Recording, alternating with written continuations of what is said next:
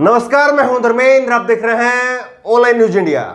इस देश में सबको लगता है कि भारतीय जनता पार्टी की सरकार है। इस देश में सबको लगता है कि नरेंद्र मोदी जी प्रधानमंत्री हैं, लेकिन हकीकत कुछ और कहती है। राजनीतिक गलियारों की हकीकत यह कहती है कि देश में भारतीय जनता पार्टी की नहीं बल्कि संघ की सरकार है।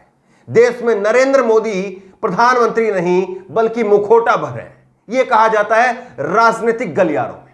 और संघ का सबसे बड़ा सूबा उत्तर प्रदेश की सियासत इस वक्त खतरे में है और इसीलिए संघ सामने आ गया है।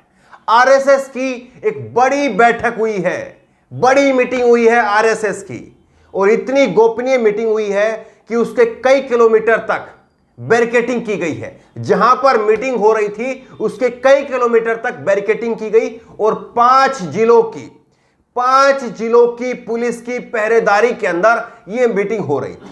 और इस मीटिंग के अंदर यह पहली शर्त थी कि यहां से कोई बात लीक नहीं होनी चाहिए। लेकिन आखिरकार खबर लीक हो जाती है, खबर सामने आ जाती है और यह खबर भी सामने आ गई है। यह खबर आप देखिए, संघ की गुप्त बैठक सरकार के लिए कर रहा है मास्टर प्लान। दरअसल संघ को लगता है कि अगर उत्तर प्रदेश हाथ से चला गया तो राम मंदिर का मुद्दा फिर छटक जाएगा। दूसरी कोई सरकार आएगी तो मंदिर बन पाएगा नहीं बन पाएगा, इसमें संघ को संशय है। इसलिए सरकार बचाने से ज्यादा संघ राम मंदिर के लिए लड़ रहा है। यह भी एक आरएसएस का एक गुप्त एजेंडा जो है वो बताया जाता है। और इसीलिए जो है संघ पूरी तरह से एक्टिव हो गया है उत्तर प्रदेश के चुनाव को लेकर के। अब इस बैठक में क्या क्या हुआ वो आपको बताते हैं सिलसिलेवार तरीके से। यह बैठक हो रही है चित्रकूट के दीनदयाल उपाध्याय रिसर्च फाउंडेशन में। यह 5 दिन की बैठक है, 5 दिन तक जो यह बैठक चलेगी। और इसमें आरएसएस उत्तर प्रदेश के चित्रकूट में अपना वार्षिक अखिल भारतीय प्रांत प्रचारक बैठक आयोजित कर रहा है। 9 जुलाई से 13 जुलाई के बीच में यह बैठक चलेगी। और इसमें किन किन मुद्दों को लेकर के चर्चा हुई है वो आपको बताते हैं। लेकिन सबसे पहले आप ये देखिए, बैठक की गोपनीयता का अंदाजा इस बात से लगाया जाता है कि करीब 3 किलोमीटर के दायरे में बैरिकेडिंग की गई है। 5 जिले सतना, सीधी, शहडोल, बांदा और चित्रकूट की पुलिस की पहरेदारी में बैठक हो रही है।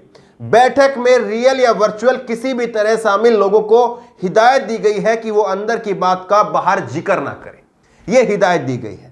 सूत्रों की माने तो इसमें मंथन चल रहा है और चर्चित अहम मुद्दों पर मास्टर प्लान बनाने की दिशा में तेजी से काम हो रहा है। और इसमें कौन कौन से मुद्दे हैं? धर्म, संस्कृति, सियासत, तीनों मुद्दों पर संघ के भीतर ब्रेन स्ट्रीमिंग की जारी है। संघ के पदाधिकारी हर मुद्दे पर घंटों बहस कर रहे हैं। धर्म को लेकर के और संस्कृति को लेकर के और सियासत को लेकर के संघ वैसे कहता है कि पूरी तरह से एक गैर राजनीतिक संगठन है, लेकिन किस तरह से संघ ही सरकार है, सरकार ही संघ है, यह अपने आप को यहां पर चित्रित करता हुआ। यह देखिए आप, अब क्या है, चुनावी राज्यों के लिए रोड मैप तैयार किया गया है। और इसमें कोविड को प्रबंधन को लेकर के योगी सरकार की जो छवि खराब हुई थी उसको सुधारने का यहां पर काम है। और सूत्रों का कहना अगर माने तो योगी सरकार को राज्य इकाई के भीतर जो प्रतिरोध का सामना करना पड़ा। दिल्ली और लखनऊ में संघ और बीजेपी के शीर्ष नेताओं के कई बैठकों के बाद यूपी चुनाव पार्टी के चेहरे के रूप मौजूदा सीएम के रूप में लड़ा जाना फैसला किया गया है। तो ये तमाम जो बैठकें हुई, तमाम जो कहा गया कि विरोध है, योगी आदित्यनाथ को सीएम का चेहरा बनाया जाएगा नहीं बनाया जाएगा, उन सारे सवालों के बाद में जो है वो अब संघ उन चीजों को दरकिनार करते हुए अब संघ अपने मुद्दे पर आ गया है। और 5 बड़े सवाल हैं संघ के सामने, 5 सवाल हैं। बहस तो इस बात पर भी है कि क्या संघ अपना चेहरा सेकुलर दिखाने की कोशिश करनी चाहिए या नहीं करनी चाहिए। जिस तरह से मोहन भागवत का जो बयान आया था कि हिंदू और मुसलमान वो दोनों एक ही हैं, डीएनए एक हैं, तो सेकुलर दिखाने की जो संघ की कोशिश है क्या वो होनी चाहिए नहीं होनी चाहिए। क्या सेकुलर छवि देश और राज्य में भाजपा की सरकार बनाने में मददगार होगी, इन मुद्दों पर जो है वो बातचीत वहां पर हो रही है।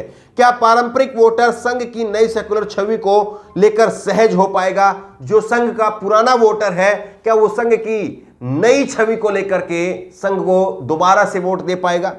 अगर देश में कोरोना की थर्ड वेव आती है तो संघ किस तरह की सेवा भूमिका निभाएगा, ये बात जो है वो बनाई गई है, लेकिन सब जानते हैं कि संघ की कोरोना के समय पर क्या भूमिका थी, कहां पर संघ था, कहां पर कोरोना था, लोग जानते हैं।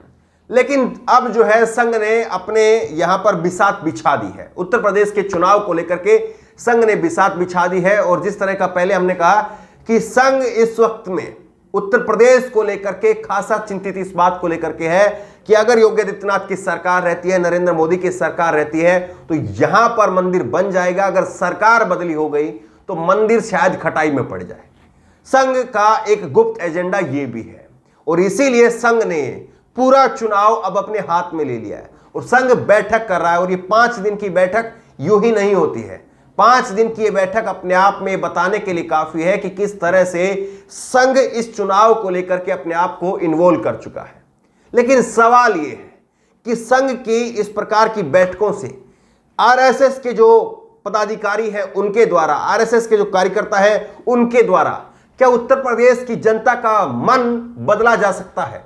या उत्तर प्रदेश की जनता ने अपना मन तय कर लिया है, मन बना लिया है कि इस बार किसको वोट देंगे, इस बार किसको सत्ता देंगे? क्या उत्तर प्रदेश की जनता ने यह मन बना लिया है?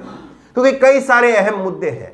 कोरोना में जिस तरह से योगी आदित्यनाथ की सरकार लाचार नजर आई, कोरोना के अंदर, गंगा के अंदर जिस तरह से लोगों की लाशें तैरती हुई दिखाई दी, तो उससे योगी सरकार के प्रति लोगों की नाराजगी वो बिल्कुल खुल करके सामने आ गई। और पंचायत चुनाव में वो दिखा भी। समाजवादी पार्टी सबसे बड़ी पार्टी बनकर के उभरी।